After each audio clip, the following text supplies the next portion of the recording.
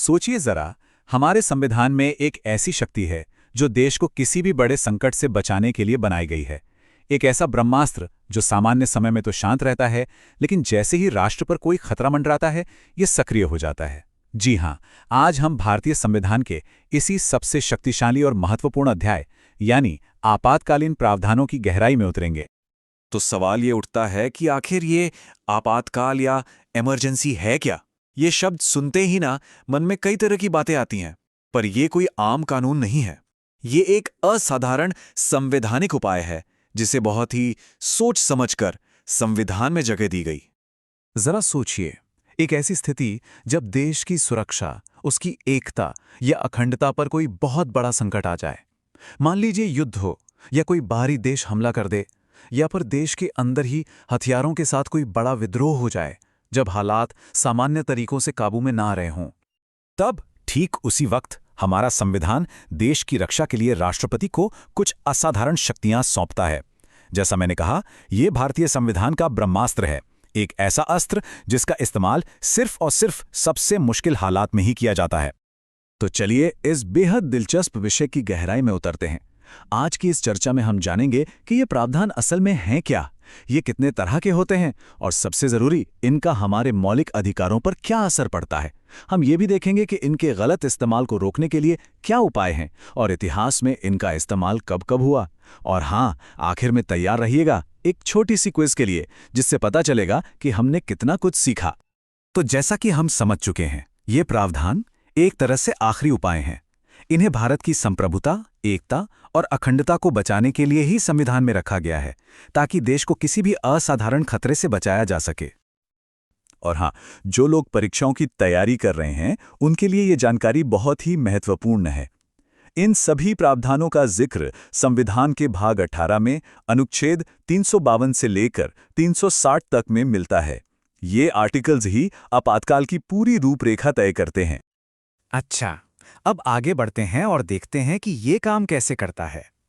देखिए, हमारे संविधान में संकट की प्रकृति के आधार पर 3 अलग-अलग तरह के आपातकाल की व्यवस्था की गई है। सबसे पहला और सबसे गंभीर है राष्ट्रीय आपातकाल यानी नेशनल इमरजेंसी, जिसका जिक्र आर्टिकल 352 में है। इसे 3 आधारों पर लगाया जा सकता है: युद्ध, बाहरी आक्रमण या सशस्त्र विद्रोह। ये तब लगता है जब पूरे देश या उसके किसी हिस्से की सुरक्षा को बहुत ही गंभीर खतरा हो। दूसरा है राज्य आपातकाल, जिसे हम आम भाषा में राष्ट्रपति शासन या प्रेसिडेंट्स रूल के नाम से जानते हैं। आर्टिकल 356 के तहत ये तब लगाया जाता है जब किसी राज्य की सरकार संविधान के हिसाब से काम ना कर पा रही हो। ऐसे में केंद्र सरकार एक गार्जियन की तरह उस राज्य का शासन अपने हाथ में ले लेती है। और तीसरा है वित्तीय आपातकाल यानी फाइनेंशियल इमरजेंसी।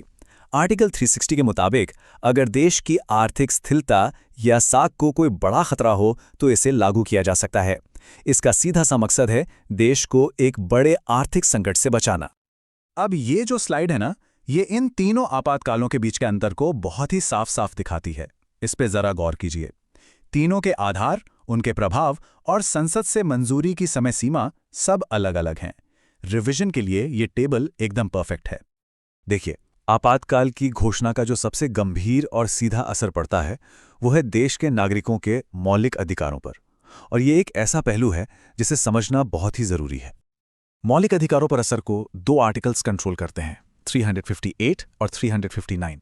आर्टिकल 358 के तहत जैसे ही राष्ट्रीय आपातकाल की घोषणा होती है, आर्टिकल 19 यानी स्वतंत्रता का अधिकार अपने आप सस्पेंड हो जाता है ऑटोमेटिकली। वहीं आर्टिकल 359 राष्ट्रपति को यह शक्ति देता है कि वो एक खास आदेश के जरिए दूसरे मौलिक अधिकारों को लागू कराने के अधिकार को सस्पेंड कर सकें। लेकिन, और ये याद रखना बेहद जरूरी है, आर्टिकल 20 और 21 यानी जीवन और व्यक्तिगत स्वतंत्रता का अधिकार कभी भी किसी भी हाल में सस्पेंड नहीं होते। इतिहास गवाह है कि इन शक्तिशाली प्रावधानों का गलत इस्तेमाल भी हुआ, और इसी गलत इस्तेमाल की वजह से संविधान में कुछ बहुत ही महत्वपूर्ण बदलाव किए गए ताकि भविष्य में ऐसा दोबारा ना हो। साल 1978 का 44वां संविधान संशोधन एक मील का पत्थर था। इसने इमरजेंसी की शक्तियों के दुरुपयोग को रोकने के लिए कई सेफ्टी लॉक लगा दिए, जैसे आंतरिक अशांति जैसा गोलमोल शब्द हटाकर उसकी जगह सशस्त्र विद्रोह जैसा ठोस शब्द लाया गया। ये भी तय हुआ कि राष्ट्रपति सिर्फ कैबिनेट की लिखित सलाह पर ही इमरजेंसी लगा सकते हैं, और ये भी पक्का किया गया कि आर्टिकल 20 और 21 कभी सस्पेंड नहीं होंगे। तो चलिए अब जरा इतिहास के पन्ने पलटते हैं और देखते हैं कि असल में इन प्रावधानों का इस्तेमाल कब कब किया गया। भारत के इतिहास में कुछ ऐसी मौके आए हैं जब आपातकाल की घोषणा करनी पड़ी। भारत में अब तक 3 बार राष्ट्रीय आपातकाल लगाया गया है। पहली बार 1962 में चीन के साथ युद्ध के समय, दूसरी बार 1971 में पाकिस्तान के साथ युद्ध के दौरान, लेकिन सबसे विवादास्पद रहा 1975 का आपातकाल, जो आंतरिक अशांति के आधार पर लगाया गया था। और यही वो घटना थी जिसके कारण बाद में 44वां संशोधन लाया गया। तो अब जब हमने आपातकालीन प्रावधानों को अच्छे से समझ लिया है, तो क्यों ना अपने ज्ञान को परखा जाए। तैयार हो जाइए एक छोटी सी क्विज के लिए। पहला सवाल स्क्रीन पर है। राष्ट्रीय आपातकाल की घोषणा के लिए वो कौन सा आधार था जिसे 44वें संशोधन के जरिए हटा दिया गया था? और सही जवाब है ऑप्शन सी, आंतरिक अशांति। बिल्कुल, जैसा कि हमने बात की, इस अस्पष्ट शब्द को हटाकर ज्यादा सटीक शब्द सशस्त्र विद्रोह जोड़ा गया था।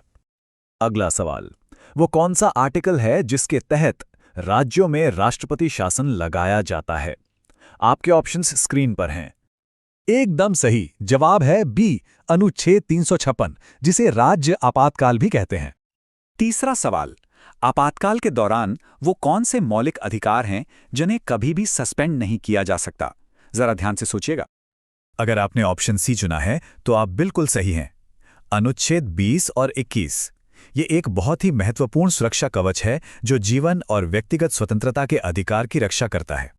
चौथा सवाल, भारत में वित्तीय आपातकाल अब तक कितनी बार लगाया गया है? 1 बार, 2 बार, 3 बार या फिर कभी नहीं? और ये काफी दिलचस्प तथ्य है। सही जवाब है डी, कभी नहीं। जी हां, भारत में आज तक कभी भी आर्टिकल 360 के तहत वित्तीय आपातकाल की घोषणा नहीं की गई है। पांचवां सवाल प्रोसीजर से जुड़ा है।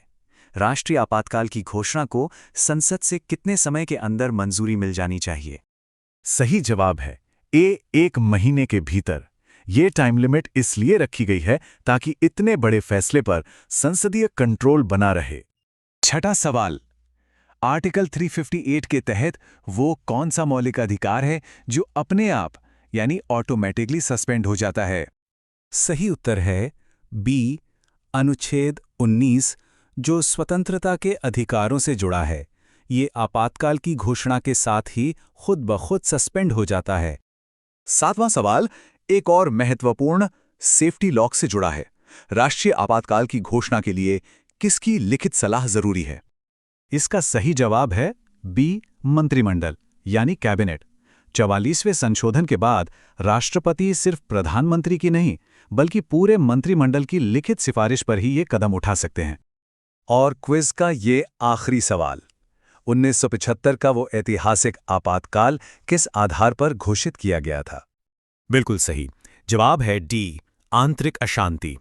और यही वो आधार था जो बाद में संविधान संशोधन का एक बहुत बड़ा कारण बना।